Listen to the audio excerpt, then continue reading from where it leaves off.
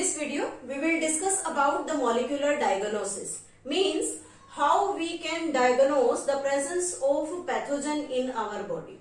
Suppose that कोई भी pathogen जब हमारी बॉडी पर अटैक करता है तो हम उस अटैक को डायग्नोस करने के लिए सबसे पहला जो साइन अपनी बॉडी के अंदर देखते हैं वो होता है कि उस पैथोजन की हेल्प से हमारी बॉडी में कौन से सिम्टम्स को क्रिएट किया गया। जब तक कोई भी सिम्टम हमें विजिबल नहीं होता तब तक हम फ्री रहते हैं कि किसी भी पैथोजन ने या तो बॉडी पर अटैक नहीं किया या फिर वो पैथोजन जो अटैक कर चुका है वो बॉडी पर बहुत ज्यादा नेगेटिव इम्पैक्ट क्रिएट नहीं करेगा। लेकिन इन द मीन टाइम और इसी टाइम के बीच में जब तक कि पैथोजन ने अटैक किया एट दैट टाइम और वहां से लेकर जब वो पैथोजन एक स्पेसिफिक सिम्टम शो करेगा एट दैट टाइम हम क्या देखते हैं कि बॉडी के अंदर उस पैथोजन की जो कंसंट्रेशन है वो कंटिन्यूअसली इंक्रीज होती चली जाती है and it may result into the very chronic disorder और उससे कोई भी क्रोनिक डिसऑर्डर बॉडी के अंदर हो सकता है। तो हम चाहते हैं कि किसी तरीके से हम अर्ली डिटेक्शंस को क्लियर कर ले, अर्ली डिटेक्शन कर ले किसी भी स्पेसिफिक डिजीज का which results into the early treatment of that disease, ताकि बॉडी में होने वाले जो नेगेटिव सिम्टम्स हैं, नेगेटिव जो इफेक्ट्स बॉडी पर होंगे उन इफेक्ट्स को हम इजीली और पॉसिबली जल्दी से खत्म कर सकते हैं। तो उसके लिए हम मॉलिक्यूलर डायग्नोसिस टेक्निक को सबसे पहले स्टार्ट करते हैं। First we are taking molecular diagnosis. This molecular diagnosis in which we can diagnose the disease by using serum, by using urine analysis. हम इन सभी से जो प्रिमिटिव टेस्ट होते हैं इनसे जनरली टेस्ट करते हैं, लेकिन एक चीज सामने आती है कि जब हम इन दोनों टेस्ट को यूज करते हैं, परफॉर्म करते हैं, तो यहाँ पर जो अर्ली डिटेक्शन है किसी भी डिजीज के लिए इज नॉट पॉसिबल, लेकिन वो पॉसिबल नहीं है, it is not possible for that time.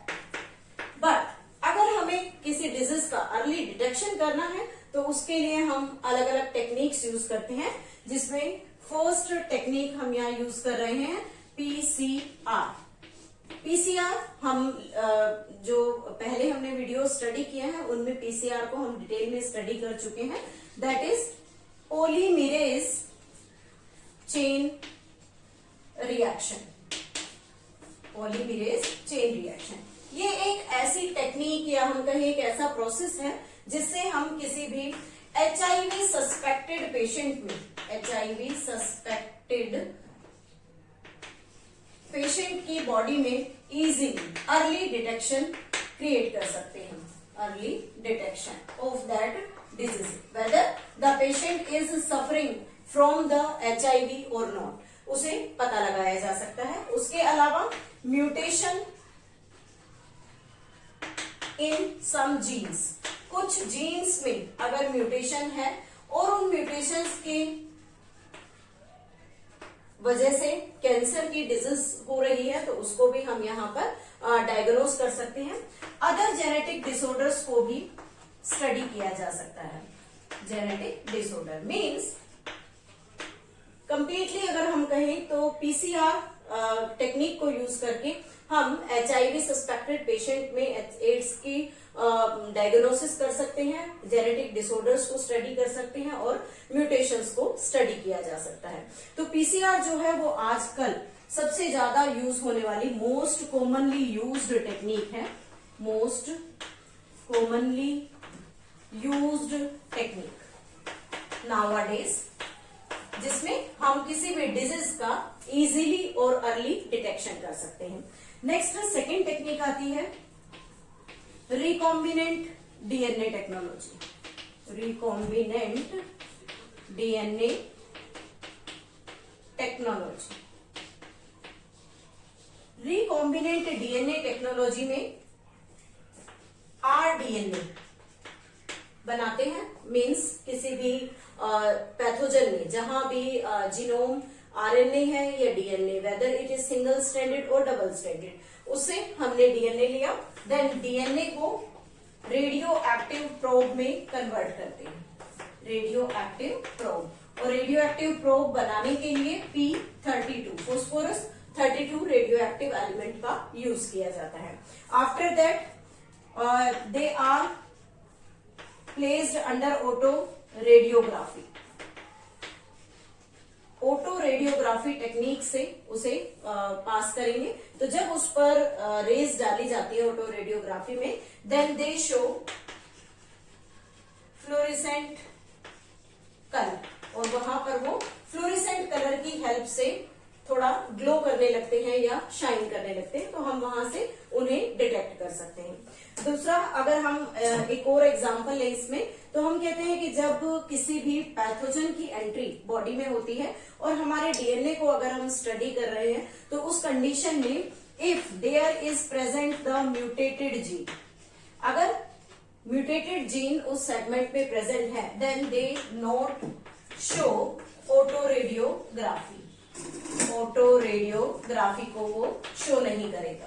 It means mutated gene का कोई भी कॉम्प्लीमेंट्री या रेडियो एक्टिव प्रोब नहीं होता, तो यहाँ पर रेडियो एक्टिव प्रोब नहीं होगा। और रेडियो एक्टिव प्रोब अगर नहीं है तो वो ऑटो रेडियोग्राफी टेक्निक को परफॉर्म नहीं कर सकता। तो इससे हम रिकॉम्बिनेंट डीएनए टेक्नोलॉजी से इजीली जो मॉलिक्यूलर डायग्नोसिस है उसे परफॉर्म कर सकते हैं। Now the third type is ELISA. ELISA is enzyme linked immunosorbent assay. Enzyme linked immunosorbent assay. ये टेक्निक एंटीजन एंटीबॉडी इंटरेक्शंस पर डिपेंड करती है। This is based on antigen antibody interaction, antibody interaction. इस process के through हम किसी भी patient की बॉडी में जो एंटीजन एंटर किया है, दैट एंटीजन में बी द प्रोटीन और ग्लाइकोप्रोटीन। तो जो एंटीजन यहाँ पर बॉडी के अंदर है, दैट एंटीजन में बी ग्लाइकोप्रोटीन इन नेचर और प्रोटीन इन नेचर, कुछ भी हो सकता है। तो उसका हम अर्ली डिटेक्शन ELISA टेक्निक्स की हेल्प से कर सकते हैं, या हम देख सकते हैं कि पेशेंट की बॉडी में किस टाइप की एंटीबॉडीज प्रोड्यूस हुई हैं, और उस एंटीबॉडी से ELISA टेस्ट को परफॉर्म किया जा सकता है। जैसे अगर हम एग्जाम्पल लें, तो उस एग्जाम्पल में हम जनरली बात करते हैं कि जब प्रेग्नेंट वुमेन प्रेगनेंसी टेस्ट करते हैं, प्रेग्नेंट वुमेन में प्रेगनेंसी टेस्ट, और उस प्रेगनेंसी टेस्ट के लिए जो किट यूज करते हैं, that kit is based on the ELISA technique पर वो बेस्ड होती है। तो उस किट में जो ELISA का कॉन्सेप्ट यूज किया गया है, वहां पर जो HCG है प्रेजेंट इन दैट यूरिन, उस HCG की हेल्प से टेस्ट किया जा सकता है।